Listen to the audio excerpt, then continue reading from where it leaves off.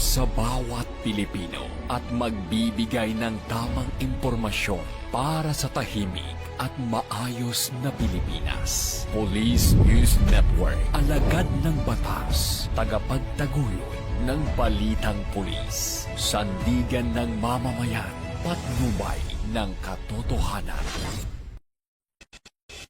Na Kampo Krame, maghahatid ng pinakahuling kaganapan at nagbabagang balita. Ito ang PNN Police News Network. At ngayon, ang inyong mga tagapagbalita. Magandang araw, bagong Pilipinas. Ako ang inyong alagad ng batas, tagataguyod ng Balitang Pulis. Ako po si Patrolwoman Fe Octaviano. Maghahatid ng tamang balita, kwento ng pulis at serbisyo para sa mamamayan. At ito ang PNP News Online. Ang pangunahing balita ng Police News Network, alagad ng batas, tagataguyod ng Balitang Pulis.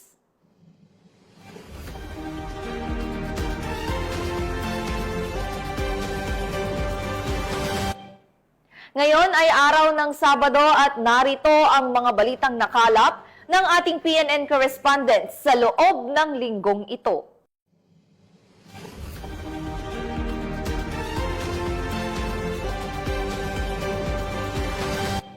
Arestado ng San Juan City PNP ang isang lalaki matapos nitong nakawan ang isang junk shop sa naturang lungsod. Alamin na ang detalye ng report mula kay Patrolwoman Jenny May Dolor. Sa unang araw ng Agosto taong kasalukuyan, mga bandang alas 12:30 ng hapon, sa isang junk shop sa F. Manalo Street, Barangay Batis, San Juan City, isang pagnanakaw ang nangyari na agad na respondihan ng kapulisan ng San Juan City sa tulong ng mga barangay tanod. Ayon sa biktima na may-ari ng junk shop, dumating di umano ang suspect na kinilalang si alias Janjan sa kanyang junk shop at nagbenta ng mga scrap metals. Subalit matapos itong mabayaran ng may-ari at nang ito ay paalis na, ay tinangay di umano ng suspect ang isang sako ng bigas na may lamang mga copper wires at mabilis na umalis sa lugar. Mabuti na lang at nakita ng may-ari ang pagtangay ng suspect sa nasabing sako. Agad nitong hinabol ang suspect, sabay sigaw ng paghingi ng tulong. Napansin naman ng mga barangay tanod ang paghingi ng tulong ng biktima at agad tumulong na mahuli ang suspect. Itinawag naman agad ng biktima sa San Juan City Police Station ang pangyayari na mabilis namang tinugunan ng kapulisan at matagumpay na nahuli ang suspect. I am very thankful to San Juan Police and the officers who assisted me that day. I am a regular citizen of San Juan City for more than 20 years now, and during those 20 years, I think I was able to ask for police assistance more than twice already. But I am very particular with my recent experience with our police force when I personally went to the Central Police Station of San Juan City because of a criminal activity in my area. I think San Juan City is very lucky to have this kind of officers around. And I hope that my sharing of my experience could also encourage other regular citizens like me, not just in San Juan City, to also share their positive experience with their local police force, because I believe that this could also encourage other police officers to not just work within their call of duty, but also work beyond it with empathy. Matapos basahan ng kanyang karapatan ang suspect, ay pansamantala itong nakakulong sa San Juan City Police Station Custodial Facility para sa kaukulang disposisyon. At ito ay sinampahan ng paglabag sa Article 308 of the Revised Penal Code o theft. Mula dito sa Eastern Police District, ako po ang inyong PNN correspondent, Patrolwoman Jenny May Dolor. Alagad ng batas, tagataguyod ng Balitang Pulis. Maraming salamat, Patrolwoman Dolor. Isang high-value individual ang arestado matapos mahulian ng tinatayang 6.8 milyong pisong halaga ng shabu sa isinagawang buy-bust operation sa Balanga City, Bataan. Nakatutok dyan si Patrolwoman Jilly Peña. Tinatayang 6.8 milyong halaga ng hinihinalang shabu ang nakumpiska ng Bataan PNP na kung saan arestado ang isang newly identified high-value individual matapos ang sinagawang buy-bust operation sa Barangay Tuyo, Balanga City, Bataan. Kinilala ni Police Colonel Marites A. Salvadora, Provincial Director ng Bataan Police Provincial Office, ang suspect na si alias Jojo, 38 anyos, binata, residente ng Barangay Kamaya, Mariveles, Bataan. Nasamsam mula sa kanya ang tinatayang 1 kilo ng hinihinalang shabu na may standard drug price na humigit kumulang 6,800,000 pesos. Nabisto ang suspect matapos pagbilhan ng pusher buyer ng isang heat-sealed transparent plastic sachet ng shabu. Sa sinagawang protective search, nakakumpiska rin mula sa kanya ang isang Jansport bag na kulay itim at asul na naglalaman ng 5 knot-tied plastic sachets, isang totoong 1,000 peso bill at 79 na piraso ng peking 1,000 peso bill na ginamit bilang buy-bust money. Ang operasyon ay pinangunahan ng Station Drug Enforcement Unit ng Balanga City Police Station sa ilalim ng pamumuno ni Police Lieutenant Colonel Victor A. Kakdak, Chief of Police, batay sa Target Intelligence Packet bilang bahagi ng pinaigting na kampanya ng Police Regional Office 3 laban sa iligal na droga. Nahaharap ang suspect sa kasong paglabag sa Sections 5 at 11 ng RA 9165 o ang Comprehensive Dangerous Drugs Act of 2002. Matapos ang pagmamarka at dokumentasyon ng mga nakumpiskang ebidensya, dinala ang suspect sa Balanga CPS para sa kaukulang disposisyon.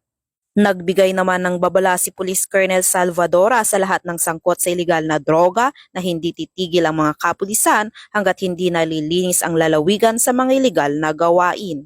Ay nandito po kami, anytime pwede nyo pong i-report kung sino po yung mga may gumagawa ng kalokohan, ng mga illegal po na gawain, lalong-lalo na po yung ganito na may involvement po sa illegal drugs. Okay. Nandito po kami magsiservisyo sa Bataan area. Ang tagumpay na ito ay patunay na walang humpay na kampanya ng Bataan PNP laban sa iligal na droga para sa mas ligtas at mapayapang pamayanan. Mula dito sa Police Regional Office 3, ako ang inyong PNN Correspondent, Patrolwoman Jilly Advincula Peña, alagad ng batas, tagataguyod ng Balitang Pulis. Maraming salamat, Patrolwoman Peña. Nasa kote ng mga otoridad ang 3 sospek sa isinagawang anti-criminality operation laban sa iligal na sugal at iligal na droga sa Taytay, Rizal. Yan ang tinutukan ni Patrolman Mark Lawrence Atencio. Arestado ang 3 personalidad sa isinagawang anti-criminality operation laban sa iligal na sugal at iligal na droga ng Taytay Municipal Police Station sa Barangay Muson, Taytay, Rizal. Kinilalang mga sospek na sina alias Wang, alias Carlo at alias Bato, awang residente ng Barangay Muson, Taytay, Rizal. Nakumpiska mula sa sospek ang 5 sachet na hinihinalang shabu na may timbang na humigit kumulang 20 grams na tinatayang 136,000. Patman na nagkakahalaga ng 500 pesos, 3 pirasong 1 peso na pangara na ginamit sa Caracruz at isang coin purse. Ang mga naarestong sospek ay naharap sa kasong paglabag sa Presidential Decree 1602 o Anti-Illegal Gambling Law at Republic Act 9165 o Comprehensive Dangerous Drug Act of 2002. Mula dito sa Calabarzon, ako ang inyong Police News Network Correspondent, Patrolman Mark Lawrence Atencio. Alagad ng batas, tagataguyod ng Balitang Pulis. Sa layunin na palawakin ang kaalaman ng mga kabataan tungkol sa masamang epekto ng paggamit ng iligal na droga at panganib ng terorismo, nagsagawa ang Puerto Princesa Police ng lectures para sa kabataan sa Barangay Marufinas hinggil sa kampanya kontra droga at terorismo. Yan ang balitang hatid ni Patrolwoman Christine Lorenzo. Bilang patunay ng matibay na paninindigan nito sa pagpapaigting ng kamalayan ng kabataan at pagpapanatili ng kapayapaan sa komunidad, nagsagawa ng malawakang talakayan ang Puerto Princesa City Police Office, Police Station 4, kaugnay na programang Kabataan kontra Droga at Terorismo noong ika-23 ng Agosto taong kasalukuyan sa Barangay Marufinas. Pinangunahan ang aktibidad ni Police Corporal Ellie Rose D. Evio, WCPD-PNCO, sa ilalim ng pamumuno ni Police Captain Justin Kenneth A. Dalion, Acting Station Commander. Layunin ng nasabing pagtitipon na bigyan ng sapat na kaalaman ang mga kabataan at mamamayan hinggil sa mahalagang batas at hakbangin para sa kaligtasan ng buong pamayanan. Ilan sa mga tinalakay ay ang Comprehensive Dangerous Drugs Act of 2002 o Republic Act 9165, Anti-Violence Against Women and Their Children Act of 2004 o Republic Act 9262, Anti-Terrorism Awareness Tips at Crime Prevention Strategies. Ang mga paksa ay nagbibigay diin sa kahalagahan ng pagiging mapagmatsyag, disiplinado at sama-samang pagkilos upang mapanatili ang kapayapaan at kaayusan. Mariinding hinikayat ng mga tauhan ng pulisya ang mga kabataan na maging aktibo katuwang ang Philippine National Police sa laban kontra kriminalidad at terorismo. Pinaalalahanan silang agad na iulat sa mga otoridad ang anumang kahinahinalang gawain sa kanilang paligid sapagkat mahalaga ang papel ng mamamayang mulat at handang makiisa para sa seguridad ng kanilang komunidad. Ang inisyatibong ito ay sumasailalim sa patuloy na advokasya ng Philippine National Police na gawing katuwang ang kabataan sa nasyonal na pagpapaunlad sa pamamagitan ng pagtatanim ng kamalayan, pakikilahok at pagbabantay tungo sa isang mas ligtas at mas matatag na bagong Pilipinas. Mula dito sa Calapan City, Oriental Mindoro, ako ang inyong PNN correspondent, Patrolwoman Christine Lorenzo, alagad ng batas, tagataguyod ng Balitang Pulis. Maraming salamat, Patrolwoman Lorenzo. Sa kulungan ang bagsak ng isang lalaki matapos makumpiskahan ng mahigit 2 milyong pisong halaga ng shabu sa isinagawang operasyon ng Loon PNP sa Bohol. Nakibalita diyan si Patrolwoman Flora May Asares. Nasamsam ng mga operatiba ng Loon PNP ang nasa mahigit 2 milyong halaga ng hinihinalang shabu sa isinagawang buy-bust operation sa Proxete, Song-un, Loon, Bohol. Dakong alas 11:55 ng gabi noong Agosto 20 ng taong kasalukuyan. Kinilala ni Police Captain Thomas Zenchong, Chief of Police ng Loon Police Station, ang naarestong suspect na si Jordan, 30 anyos, na residente ng poblasyon ay Tagbilaran City, Bohol. Na-recover mula sa pag-iingat ng suspect ang 4 na pakete ng hinihinalang shabu na may kabuang timbang na 305 gramo at may standard drug price na 2,074,000 pesos, sling bag, Samsung keypad na cellphone, motor at buy-bust money. Ang nakumpiskang ebidensya ay dinala sa Bohol Provincial Forensic Unit para sa kaukulang pagsusuri, habang ang sospek ay kasalukuyang nasa kustodiya ng nasabing himpilan at nahaharap sa kasong paglabag sa Section 5 at 11, Article 2 ng RA 9165 o Comprehensive Dangerous Drugs Act of 2002. Ang paggamit, pagdadala o pagbibinta ng illegal na droga ay isang malaking paglabag sa ating batas ng Republic Act 9165 o tinatawag na Comprehensive Dangerous Drug Act of 2002. Hindi tayo titigil sa ating tungkulin na protektahan ang mamamayan, lalong-lalo na sa masamang epekto na ipinagbabawal ng droga na maituring na isang sakit o salot sa ating buhay, lalo na sa ating kaisipan, kalusugan at pag-uugali na nakakasira sa ating relasyon sa ating mga pamilya, kapitbahay at mga kaibigan. Kasama namin kayong lahat para sa mas madali nating makamtan ang tunay na kapayapaan at katiwasayan sa mahal nating bayan, Loon, Madanihon. Mula dito sa Central Visayas, ako ang inyong Police News Network correspondent, Patrolwoman Flora May Asares, alagad ng batas, tagataguyod ng Balitang Pulis. Maraming salamat, Patrolwoman Asares. Nasabat ang iligal na droga at baril habang arestado naman ang 2 individual sa isinagawang buy-bust operation ng mga otoridad sa Bukidnon. Yan ang tinutukan ni Patrolwoman Danessa Berdos. Na-recover ng mga operatiba ng Provincial Drug Enforcement Unit Bukidnon ang mga pakete ng hinihinalang shabu at armas sa isinagawang buy-bust operation sa 2 individual sa Barangay Lantod, Talakag, Bukidnon. Kinilala ang mga naarestong suspect na sina alias Bocho, 31 taong gulang, walang asawa, at alias Kokoy, 28 taong gulang, may live-in partner at mga residente ng nasabing lugar. na-recover sa kanilang posisyon ang kabuuang 12.8 na gramo ng hinihinalang shabu na may standard drug price na 82,824 pesos kabilang ang isang 1,000 peso bill na ginamit bilang buy bust money at isang Colt 45 pistol na naglalaman ng 3 bala at iba pang mga non-drug items. Maharap ngayon ang mga sospek sa kasong paglabag sa RA 9165 o Comprehensive Dangerous Drugs Act of 2002 at RA 10591 o Comprehensive Firearms and Ammunition Act. Mula dito sa Northern Mindanao, ako inyong Police News Network Correspondent, Patrolwoman Danessa Berdos, alagad ng batas, taga-tagilid ng Balitang Pulis. Maraming salamat, Patrolwoman Berdos. Hindi na nakapalagpa ang mag-live-in partner na sospek sa buy-bust operation ng mga operatiba sa Davao City matapos magpositibo sa illegal na droga. Ang balita mula kay Patrolwoman Mariel May Dongkilab.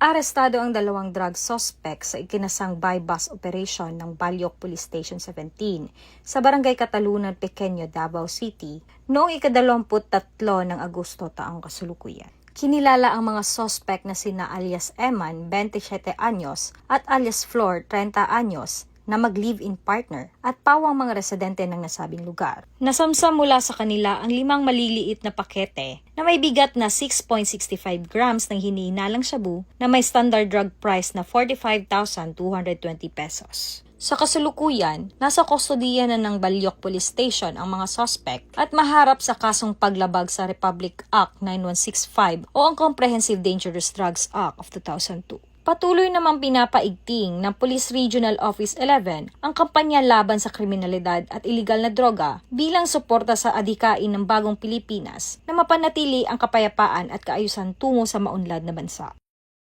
Mula dito sa Reon 11, ako ang inyong PNN correspondent, Patrolwoman Mariel May Dongkilab, alagad ng batas, taga-taguyod ng Balitang Pulis. 2 lalaki ang naaresto matapos makumpiskahan ng iligal na armas at granada sa Ilagan City, Isabela.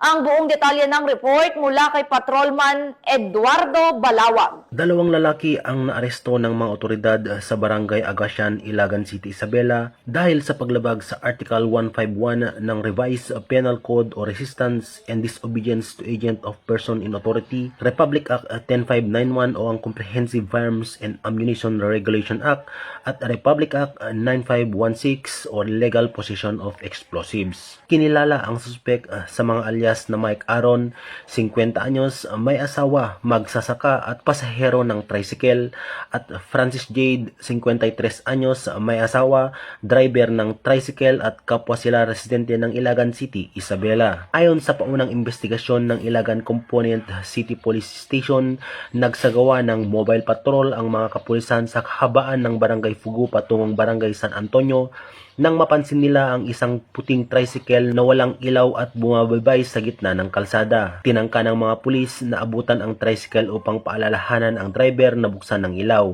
Ngunit sa halip na huminto, pinaharurot nito ang sasakyan na agad nagdulot ng hinala sa mga otoridad. Agad nila itong sinundan at nasabat sa Purok 1, Barangay Agasian. Pagkababa ng kapulisan mula sa kanilang mobile, napansin nila si alias Mike Aaron na may kinukuha mula sa kanyang bag.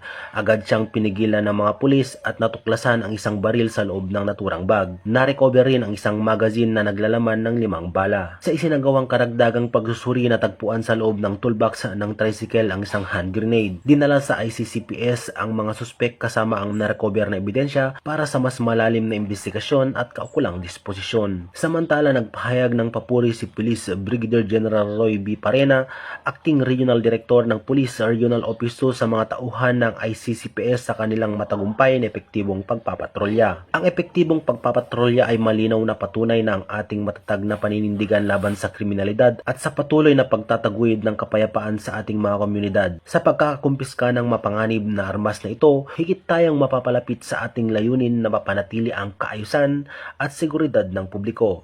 Tugon ni Police Brigadier General Parena.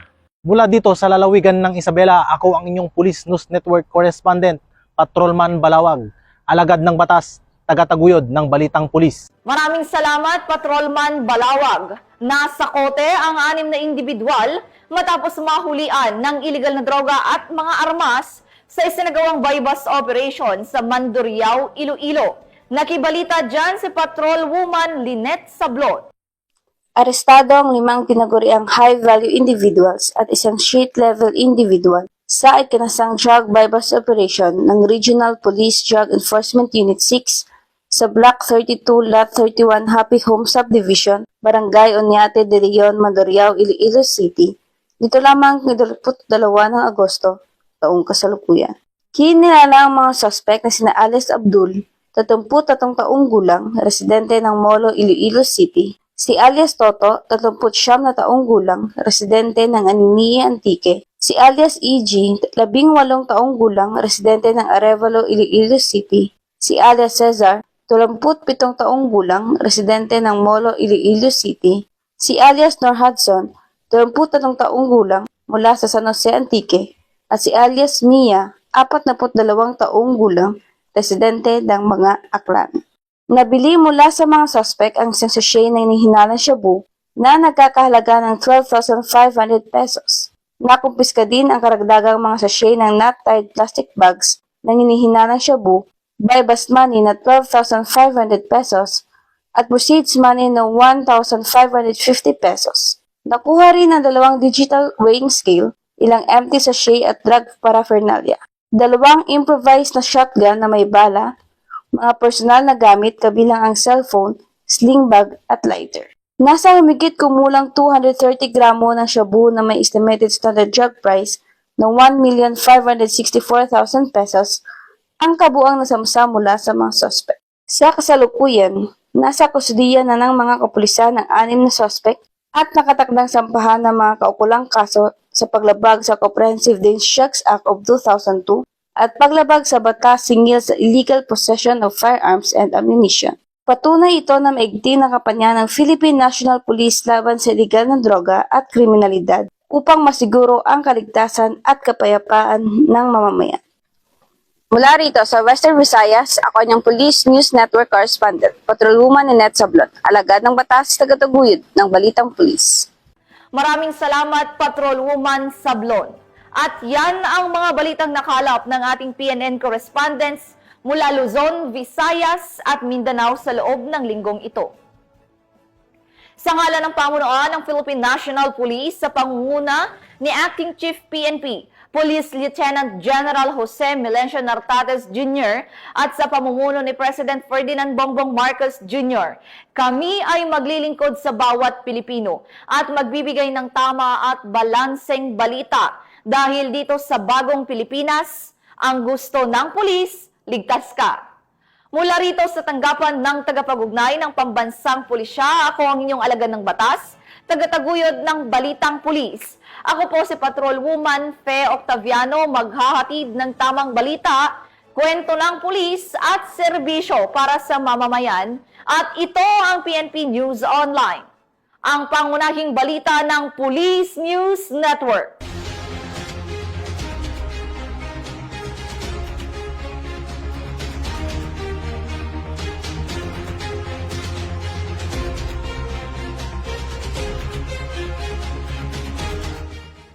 Police News Network, alagad ng batas, tagapagtaguyod ng balitang pulis.